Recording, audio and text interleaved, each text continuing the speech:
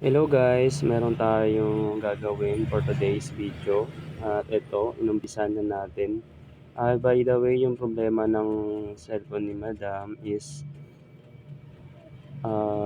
power switch and power button yung problema at yung model ng phone niya is Samsung A51 at ayan, ginagawa ko na ng paraan yung pinaka button.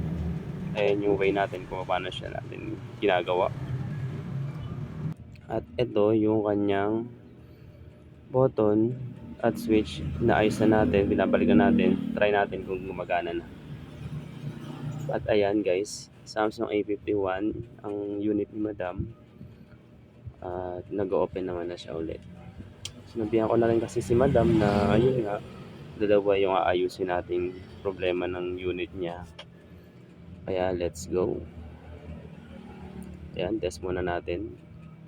Ayan guys, so nakita nyo naman, nag-on off na siya, so nag-working na yung kanyang power switch. Ayan guys. So ito na nga guys, bibigyan na natin sa customer at kung isa kayo sa mga nangangailangan ng cellular repair, punta lang po kayo sa North Fairview, Dollar Street, front ng Oxalate Water Station. Bye guys, thank you.